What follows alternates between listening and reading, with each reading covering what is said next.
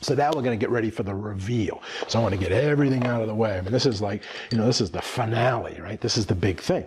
So I'd take it out of here and make sure my burner's off, and I'd say, okay, we have lovely, fluffy scrambled eggs. This is really going to be nice now.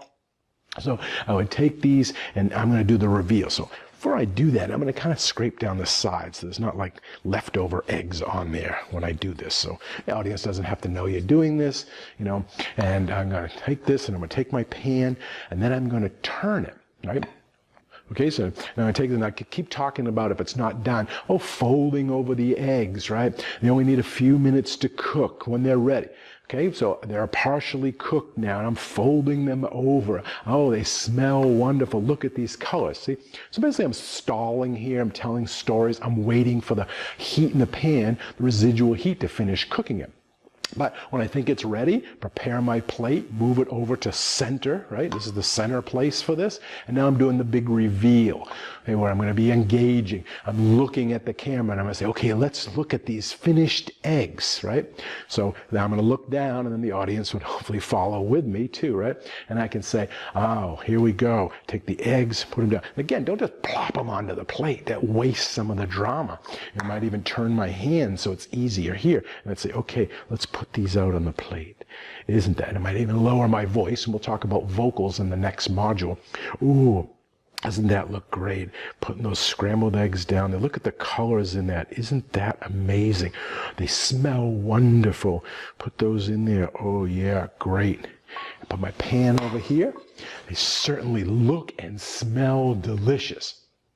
Okay, and now I'm going to say I'm going to put some cracked black pepper on it because I love that. This would be an awesome chance for a close-up, right? I'm going to add a little bit of pepper here just to taste. But also, I like the pepper because it, on the white plate with the yellow eggs, the black gives a great contrast. And it's kind of like a rough grind. So that's why I'd be using this rather than add it into the eggs like I added the salt in. So here, I would make a big deal out of it. Maybe say, okay, now I'm going to add some black pepper. Maybe pick it up.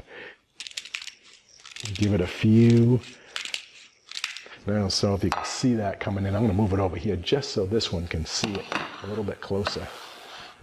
See, and maybe you can see that pepper falling. See? And again, I didn't just crank it up like we're in the restaurant really fast. I did it slow. And now you can see that black pepper around the edge. And then I might tilt it up and say, there we go. Perfectly cooked, delicious, vibrant, colorful scrambled eggs.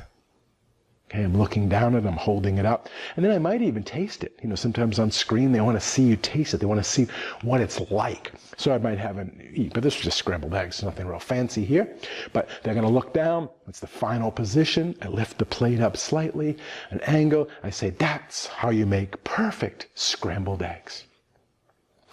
So what I've been doing here while cooking is thinking in terms of keeping my audience engaged and watching the demo, right? I want them to keep engaged and watch. I utilize all available opportunities to chat, right? To give my opinion, to tell a personal story. And that is what you will want to do as well.